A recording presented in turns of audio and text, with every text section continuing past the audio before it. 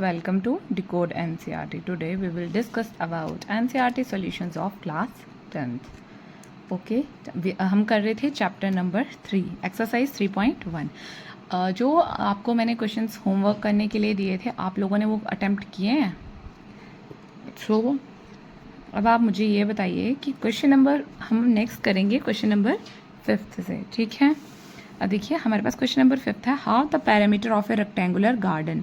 ठीक है, ये हमें कंडीशंस गिवन होती हैं स्टेटमेंट फॉर्म में, हमने इनसे इक्वेशंस बनानी होती हैं. whose length is 4 meter more than its width is 36 meter. Find the dimensions of garden. dimensions कौन कौन सी होंगी गार्डन की, उसमें लेंथ होगी width होगी, है ना. तो हम क्या करेंगे, लेट सपोज कर लेंगे लेंथ हमारे पास x मीटर है, width हमारे पास y मीटर है.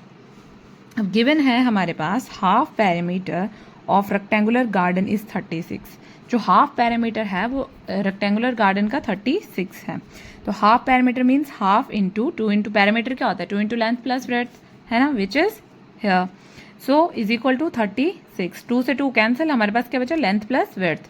अब हमने क्या लिखा था, लेंथ को हमने x माना था, ब्रेड्थ को हमने y माना था. तो x plus Y is equal to 30. ये हमारी इक्वेशन नंबर 1 बनी है. ठीक है, अब ऑल्सो लेंथ इज ये सेकेंड चीज़ गिवन थी हमें, length is 4 metre more than its width. ठीक है, तो लेंथ क्या है हमारे पास x और 4 विड्थ कितनी है हमारी y. तो x is equal to 4 plus Y, ये हमारी इक्वेशन नंबर 2 है. ओके, अब हमने इसका ग्राफ प्लॉट करना है.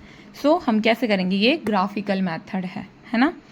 सो हमारे पास सिर्फ 3 ही मेथड है. एक तो ग्राफिकल मेथड है, सेकंड सब्स्टिट्यूशन मेथड है, and third one is elimination method. Okay, so graphical method के लिए हम क्या करते हैं, पहले y को पुट करेंगे. ठीक है, y को हमने 12 पुट किया तो x की वैल्यू कितनी आ गई 24 इधर से. ठीक है, y को 12 पुट किया तो 36 माइनस 12 24. जब y को हमने 16 पुट किया तो x की वैल्यू आ गई हमारे पास 20. तो एक पॉइंट बना 24,12 एंड 20,16. ठीक है, अब सेकंड इक्वेशन थी x minus Y is equal to 4. अब y को हमने 0 पुट किया, x 4 आया. अगर x को हम 0 पुट करते हैं तो y हमारे पास 4 आया. ओके, अब हम इन पॉइंट्स को प्लॉट करेंगे ग्राफिकली. जब हम इन पॉइंट्स को प्लॉट करते हैं तो 24, अब ये ग्राफ जो है ये 2 का स्केल लेके चल रहा है. ठीक है, अब 24,12, 24 कहाँ पे है, ये x की वैल्यू 12 कहाँ पे है, ये. तो ये क्या आ गया 24,12. ठीक है, अब नेक्स्ट है 20,16. 20 कहाँ पे है, ये. 16 कहाँ पे आएगा, हेयर, है ना. ये क्या है 20,16. मैं इस लाइन को ड्रॉ कर देती हूँ. ये आ गई हमारी इक्वेशन 1 की लाइन. सेकंड इक्वेशन के पॉइंट्स हैं 4,0. 4,0 कहाँ पे आएगा, ये, विच मीन्स x एक्सिस पे 4 है, 0 उसके y एक्सिस है. एंड सेकंड क्या आएगा 0, माइनस के 4. अब इसमें माइनस के 4 भी हैं तो माइनस कहाँ को आएगा, बाई नेगेटिव ये है. तो ये पॉइंट आएगा यहाँ पे. ठीक है, जब हम इसको मीट करेंगे तो ये हमारा इंटरसेक्ट होगा इस पॉइंट पे. ओके, तो ये देखिए ये हमारा इंटरसेक्ट हुआ 20,16 पे. इट मीन्स x की वैल्यू कितनी आई 20 एंड y की वैल्यू आई 16. तो यहाँ से क्या मिल रहा है हमें, लेंथ है हमारे पास 20 मीटर्स एंड विड्थ है हमारे पास 16 मीटर. ठीक है, सो क्वेश्चन नंबर 6 इज, अब नेक्स्ट है question number 6. Given that the linear equation, हमें लीनियर इक्वेशन दी है 2x plus 3y minus 8 equals to 0. Right another linear equation, हमने दूसरी लीनियर इक्वेशन लिखनी है in 2 variables such that the geometrical representation, जो उसकी geometrical representation है of the pairs so formed, हमारे पास ये फॉर्म होने चाहिए. पहले आना चाहिए इंटरसेक्टिंग लाइन, फिर पैरेलल लाइंस, फिर कोइंसिडेंट लाइन. ठीक है, अब देखिए इंटरसेक्टिंग लाइंस के लिए हमें क्या चाहिए होता है, a1/a2 is not equal to b1/b2, है ना. तो सबसे पहले हम इक्वेशन लिख लेते हैं. यहाँ से हम a1, b1 और c1 की वैल्यू हमें पता है. तो सबसे पहले हम इंटरसेक्टिंग लाइन्स के लिए चेक करेंगे. हमें पता है a1/a2 is not equal to b1/b2 होता है. ठीक है, तो हम क्या लेके चलेंगे, हम मान लेते हैं a2, b2, c2 की वैल्यू 1, 1, 1 है. ठीक है, तो यहाँ से क्या आया 2 इज इक्वल टू 3, ये इक्वल नहीं है, 2 इज नॉट इक्वल टू 3, है ना. तो हमारे पास क्या है, जो इंटरसेक्टिंग लाइन थी वो बनी हमारे पास x plus Y plus 1 equal to 0. ठीक है, ये बनी हमारी इंटरसेक्टिंग लाइन। अब सेकंड है पैरेलल लाइन। पैरेलल लाइन के लिए हम क्या यूज़ करते हैं, a1/a2 is equal to b1/b2 is not equal to c1/c2। तो a1 b1 और c1 की वैल्यू तो हमारे पास गिवन है, ठीक है। अब हमने क्या करना है, a2 b2 और c2 की वैल्यू इस हिसाब से लेट करनी है कि हमारे पास a1/a2 is equal to b1/b2 आ जाए। अब देखिए यहाँ पे हम क्या लेके चलते हैं, यहाँ पे 2 है तो नीचे हम क्या करेंगे 4 है ना, तो ये क्या आ जाएगा 1/2। तो नेक्स्ट भी हमारे पास 1/2 आना चाहिए। तो b1 की वैल्यू क्या है 3, तो नीचे हम क्या कर लेंगे 6, तो ये भी क्या आ जाएगा 1/2। आगे हम जो मर्जी करें, हम 1 ही लेके चलते हैं, ठीक। तो ये क्या पैरेलल लाइन हमारे पास बनी 4x + 6y + 1 = 0। सेम वे में कोइंसिडेंट लाइंस के लिए हम चेक करते हैं, ठीक है। तो इसके लिए तीनों चीज़ें इक्वल चाहिए। तो 2, 3 एंड -8 है, तो हम क्या करेंगे 2/4, 3/6 एंड -16 हो जाएगा ना, 1/2 1/2 1/2। तो हमारे पास जो कोइंसिडेंट लाइन बनी वो क्या बनी 4x + 6y - 16 = 0 बनी ना। अब देखिए नेक्स्ट आता है क्वेश्चन नंबर 7। अब इसमें बोला है कि draw a graph of equation this and equation number this, determine the coordinates of the vertices of triangle. हमने डिटरमाइन करना है कि जो वर्टिसेस हैं हमारी ट्राइंगल की जो फॉर्म्ड हुई हैं, ठीक है, हमने ये कोऑर्डिनेट्स लिखने हैं। And then line on and the X axis are, जो हमारे पास बीच का जो पोर्शन है हमने उसको शेड करना है ट्राइंगुलर रीजन को, ठीक है। तो हमारे पास इक्वेशन बनती है x - y = -1 and second one is 3x + 2y = 12। तो हम क्या कर लेंगे यहाँ से, देखिए इक्वेशन 1 से हम पॉइंट्स निकालेंगे। अगर हम x को 0 पुट करते हैं, y हमारे पास 1 आता है ना। जब y को हम 0 पुट करेंगे x की वैल्यू -1 आएगी। तो हमने ये ग्राफ यहाँ पे प्लॉट कर लिया, ठीक है। प्लॉट नहीं किया, हमने पॉइंट्स लिख लिए टेबल फॉर्म में। ऐसे अगर हम टेबल फॉर्म में लिखते हैं तो ये हमारे पास इजी हो जाता है, ठीक है। नेक्स्ट आता है फ्रॉम इक्वेशन 2, 3x + 2y = 12। अगर हम x को 0 पुट कर लेते हैं तो y की वैल्यू क्या बचेगा, ये वाला पोर्शन 0 हो जाएगा, 2y = 12 विच मीन्स y = 6, ठीक है। जब y को 0 पुट करेंगे तो x की वैल्यू 3 4 = 12, तो x 4 आ जाएगा। ये हमारा इसका टेबल है, ठीक है। अब देखिए जब हमने ये ग्राफ प्लॉट करना है तो हम कैसे करेंगे, 0,1, 0 कहाँ पे आया, ये आया, तो 0,1 ये हो जाएगा, ठीक है, यह 0,1। ओके, नेक्स्ट है -1,0। अब -1 कहाँ पे आएगा, ये आएगा, x की -1 है ना, तो ये आ जाएगा -1,0। तो एक लाइन तो हमारी ये बनी जिसको हम मीट करा लेते हैं, ऐसे एक्सटेंड कर लेते हैं। नेक्स्ट है हमारे पास 0,6। तो 0 ये है, 6 का है ये, तो ये बना हमारा 0,6 पॉइंट।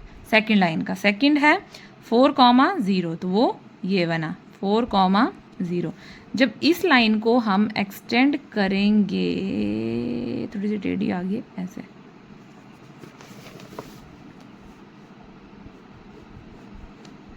ठीक है। तो हमारा जो शेडेड रीजन बना वो ये बना।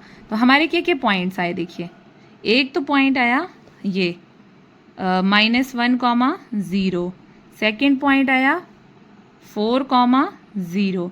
अब थर्ड पॉइंट हमने फाइंड आउट करना है, तो ये किस पे आ रहा है 3 और यहाँ पे आ रहा है 2 पे, तो ये आया 2,3।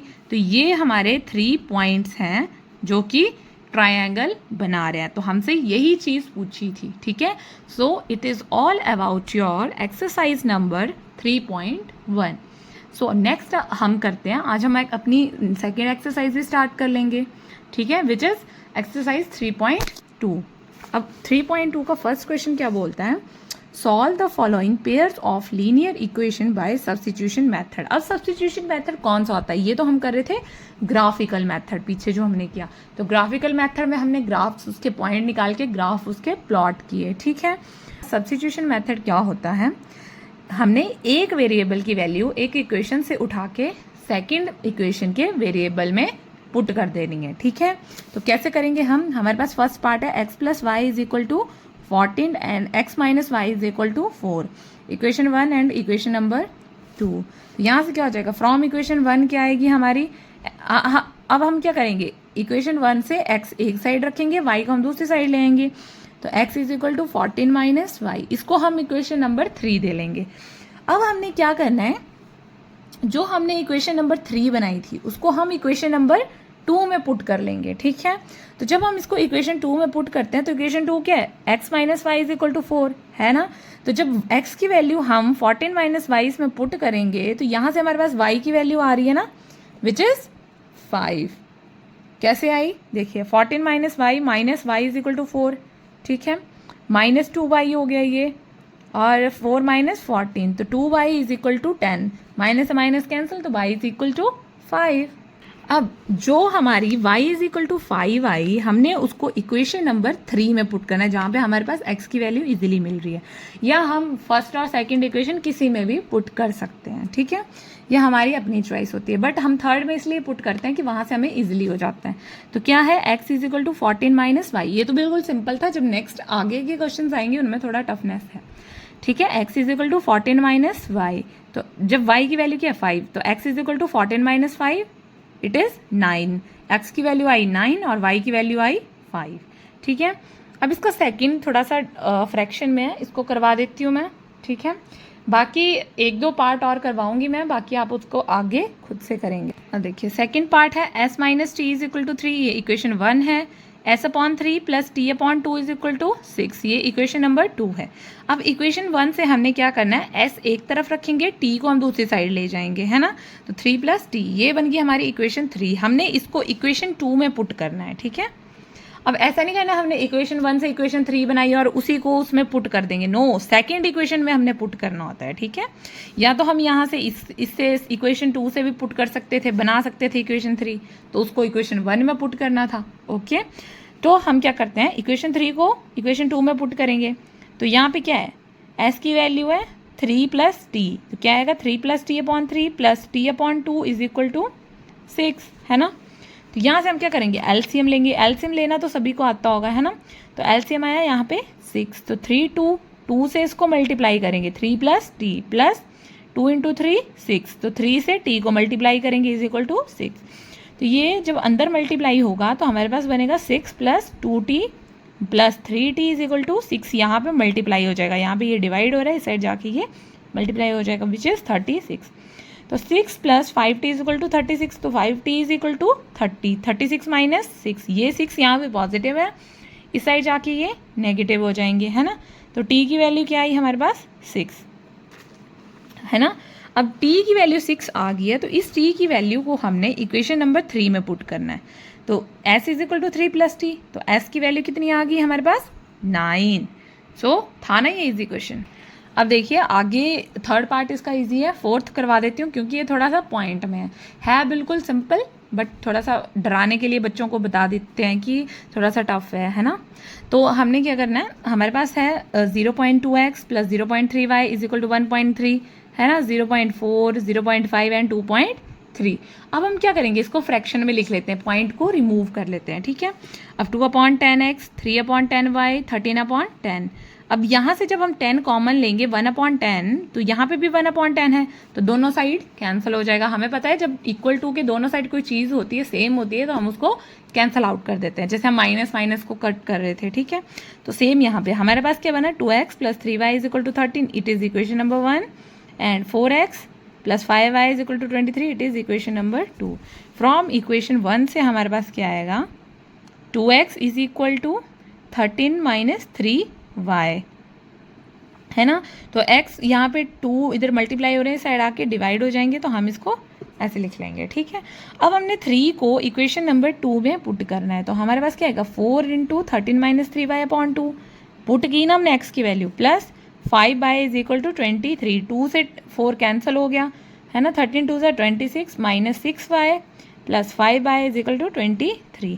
अब देखिए माइनस 6y है प्लस 5y है, minus plus minus, but sign किसका लगेगा, जो हमारे पास नेगेटिव वैल्यू होगी। तो 26 minus Y is equal to 23। अब minus Y is equal to 23 minus 26, तो अब y की वैल्यू क्या आई हमारे पास 3, है ना। अब y की 3 है तो उसको हम इक्वेशन नंबर 3 में पुट कर लेंगे, तो ऑब्वियस है, ईजी है। तो हमारे पास इक्वेशन 3 क्या थी, ये देखिए 13 माइनस 3y/2। तो 13 माइनस 3y, 3 3 ज़ा 9/2। तो 13 minus 9 which is 4, 4/2 equals to 2। तो x की वैल्यू क्या आई हमारे पास 2। So it is all about your question number 1। बाकी पार्ट्स आपने इसके खुद से करने हैं। अगर कोई डाउट होगा, कोई क्वेरी होगी तो you can ask me in comments. So thank you, bye bye. Please like, share and subscribe my channel.